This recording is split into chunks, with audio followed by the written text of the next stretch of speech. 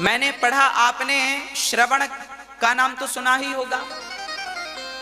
श्रवण का नाम तो जानते हैं ना आप? श्रवण को तो जानते हैं, पर आप शायद श्रवण के माता पिता को नहीं जानते।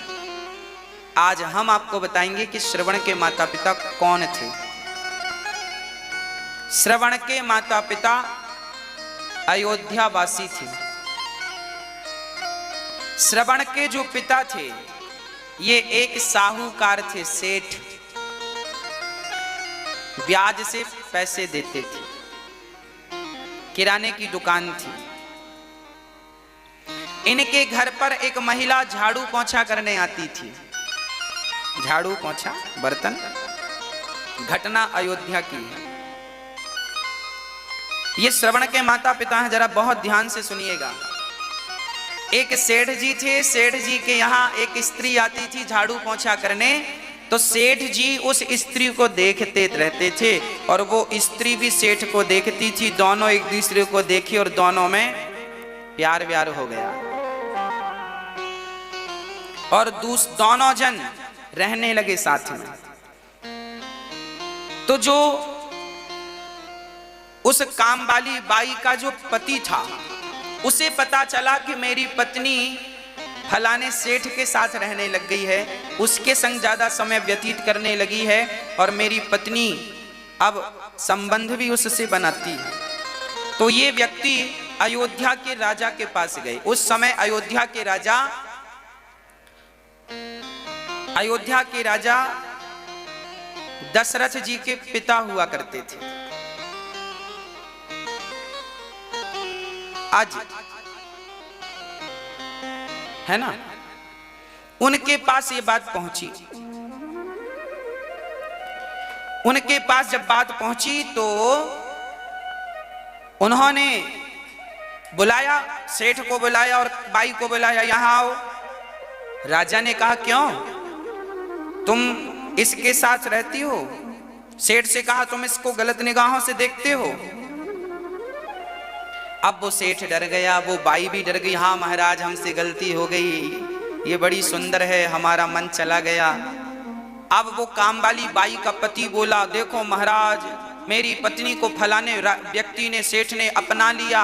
अब मेरे बच्चे हैं छोटे छोटे, मेरा तो घर बर्बाद हो गया। जब इनका अपराध इन्होंने स्वीकार कर लिया तब राजा ने दंड दिया। अब बताओ ऐसों को क्या दंड मिलना चाहिए?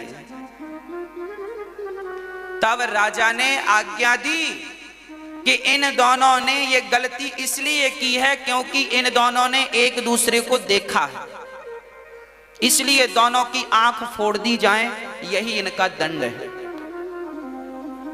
तो राजा ने उस बाई की और उस सेठ की आंख फोड़वा दी। ये तो न्याय हो गया। क्या हो गया? ये न्याय। और उसके काम वाली के पति ने कहा अब मैं इस महिला को, इस स्त्री को पत्नी के रूप में स्वीकार नहीं करूंगा। वो तो चला गया।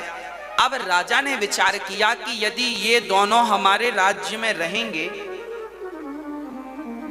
तो इनको देखकर कल किसी और की निगाहें ना बिगड़ जाए। इसलिए राजा ने उन दोनों अंधा अंधी को अपने राज्य से निकालकर बहुत दूर भिजवा दिया, जंगल में। जाओ, दोबारा राज्य की सीमा में दिखाई मत पड़ना, नहीं तो मृत्यु दंड देंगे। तुम जैसों का दर्शन कोई करेगा तो कहीं उसकी बुद्धि भ्रष्ट ना हो जाए। देखिए न्याय क्या था। कहीं एक आदमी के कारण पूरा समाज ना बिगड़ जाए, इसलिए दंड क्या था पहले के जमाने में, क्या न्याय था। राजा ने वहां से विदा कर दिया। अब वो दोनों जंगल में रहने लगे, एक कुटिया बनाकर सरयू नदी के तट पर। चूंकि सरयू घाघरा के नाम से जानी जाती है, पहले तो जंगल में से वो नदी बह रही थी, वहां रहने लगे। अब सेठ और ये बाई दोनों का मन शुद्ध हो गया। इन्हें बड़ा पश्चाताप हुआ कि राम राम, हमने कितना बड़ा अपराध किया।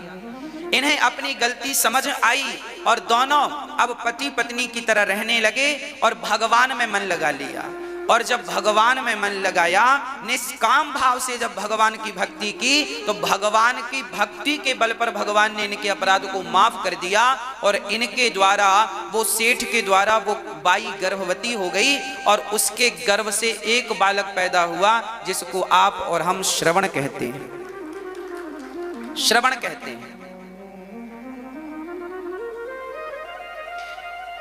फिर श्रवण अपने माता पिता की सेवा करने लगे। श्रवण का विवाह हुआ तो श्रवण की पत्नी अपने अंधा अंधी को महेरी खवाया करती थी। महेरी जानते हैं?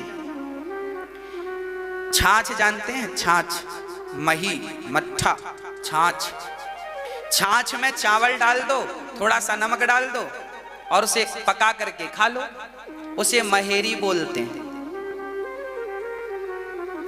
तो जो श्रवण की पत्नी थी वो अपने अंधा अंधी को छाछ में चावल पका करके खवाती थी और अपने पति को दूध में चावल पकाकर मतलब खीर खवाती थी। अच्छा, दोनों दिखने में एक से दिखते थे।